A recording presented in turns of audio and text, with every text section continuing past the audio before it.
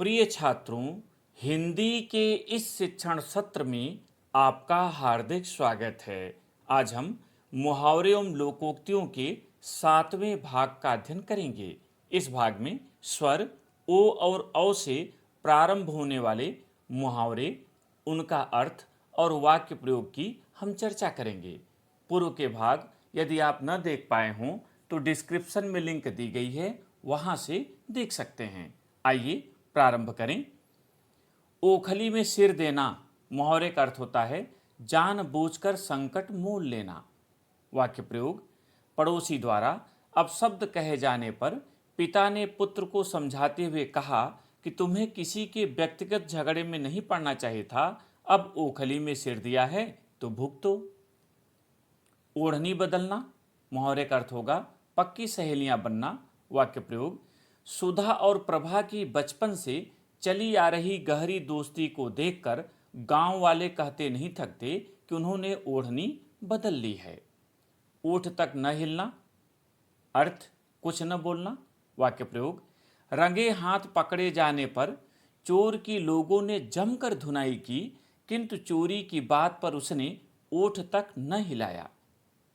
ओठ चबाना, अर्थ गुस्सा करना। वाक्य प्रयोग, नशे में धुत पिता द्वारा अकारण मां को पिटते देख मुकेश ने अपने ओठ चबा लिए। ओले पड़ना, अर्थ विपत्ति आना।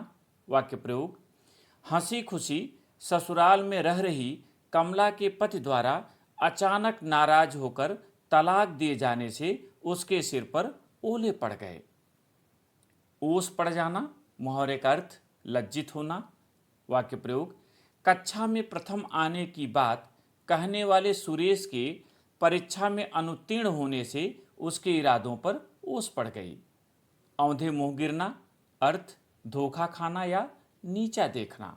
वाक्य प्रयोग, भरी पंचायत में पुत्र के प्रेम प्रसंग के कारण अपमानित पिता ने उसे डांटते हुए कहा कि तुम्हारे कारण मुझे आज सबके सामने औंधे मुंह गिरना पड़ा।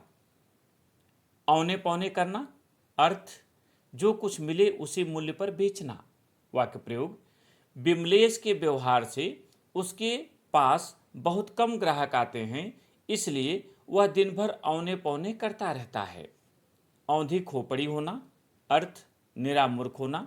वाक्य प्रयोग, जो लोग औंधी खोपड़ी के होते हैं उन्हें कितना भी समझाया जाए किंतु वे अपने लाभ की बात भी नहीं मानते।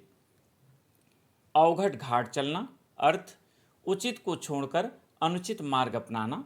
वाक्य प्रयोग, वह व्यक्ति जीवन में कभी सफलता प्राप्त नहीं कर सकता जो सदैव अवघट घाट चलता है।